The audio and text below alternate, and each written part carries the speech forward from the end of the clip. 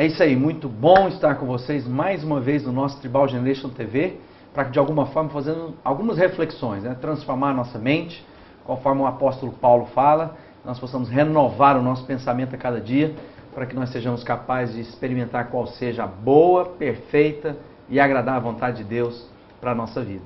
E hoje, para tentar renovar, para trazer alguns pensamentos, algumas reflexões, vou estar recebendo, né? Estou recebendo o pastor Hans, que está morando em Flensburg, na Alemanha. Ele vai contar um pouquinho da história, da trajetória dele, mas acima de tudo hoje eu quero conversar sobre a Europa, sobre os desafios da igreja brasileira, quando nós olhamos para o continente que tanto nos abençoou.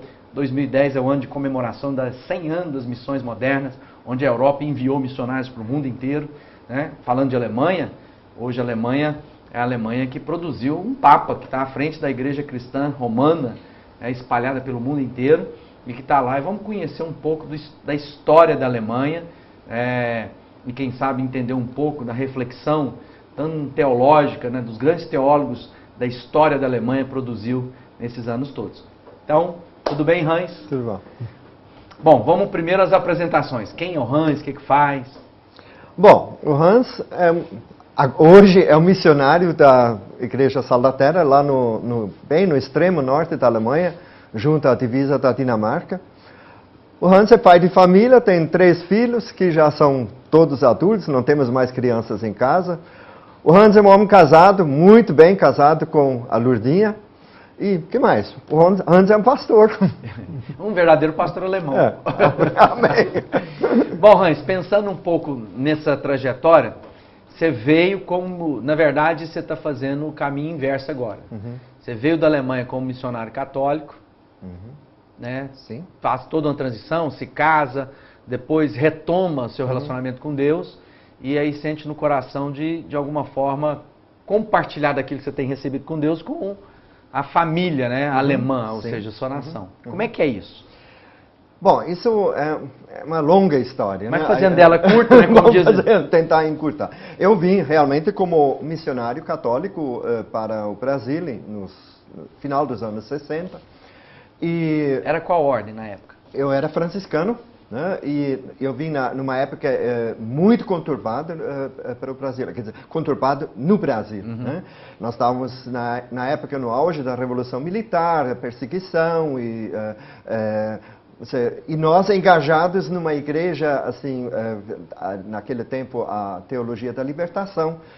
E foi justamente também esse um momento que me atraiu muito justamente de vir para o Brasil, porque eu queria estar presente nesse momento em que a Igreja Católica estava mudando de rumos, estava mudando de cara, estava mudando do jeito de ser, de se abrir. Né? Nós estávamos naquele tempo no final do Concílio Vaticano II, onde a Igreja Católica se abriu. Mas no decorrer do tempo houve, vamos chamar isso de retrocessos, né?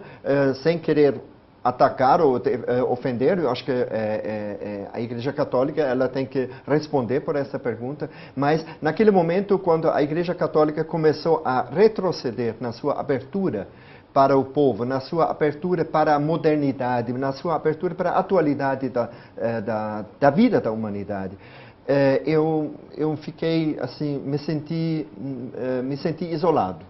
Então eu optei por sair do sacerdócio. Eu naquele momento também conheci a Lurdinha, que vinha a ser a minha esposa depois, e então nós resolvemos casar, constituir família. Eu queria encontrar uma outra maneira de viver a minha fé.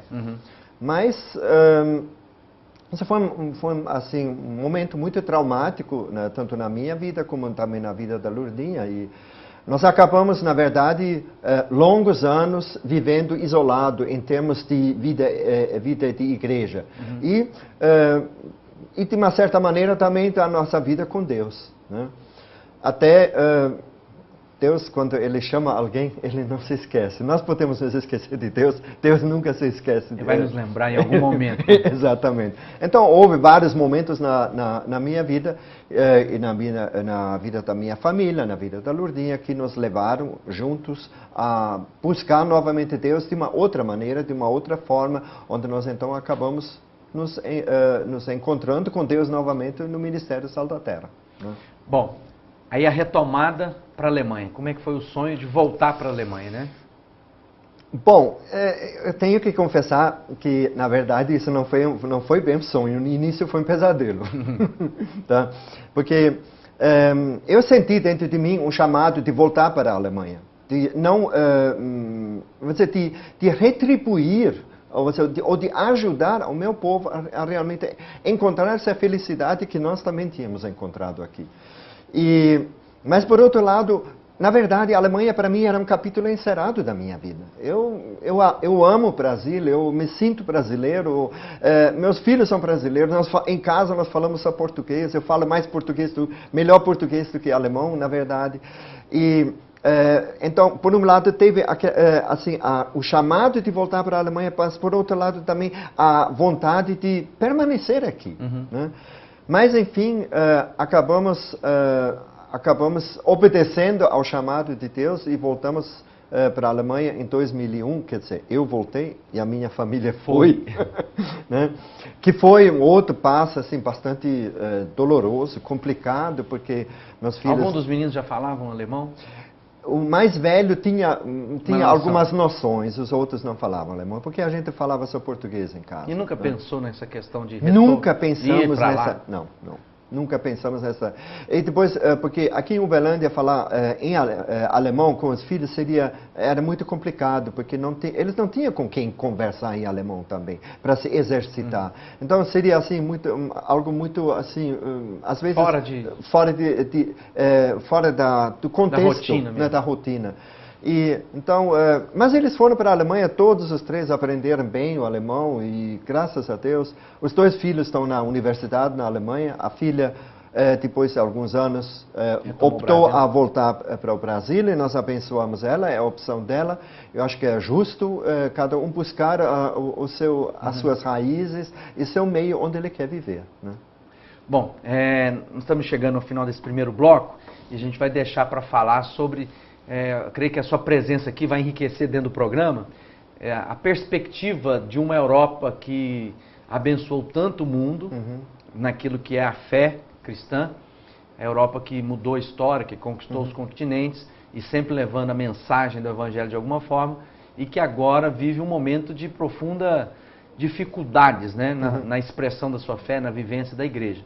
Mas nós temos últimos 30 segundos, eu queria te perguntar o seguinte... como você vê, em termos gerais, a igreja na Europa hoje? Bom, a igreja na Europa hoje, ela está num dilema tremendo.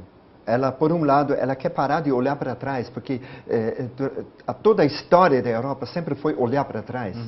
Né? E ela quer olhar para frente, mas ela está presa ao seu passado, ela não consegue se libertar, ela não consegue romper com isso.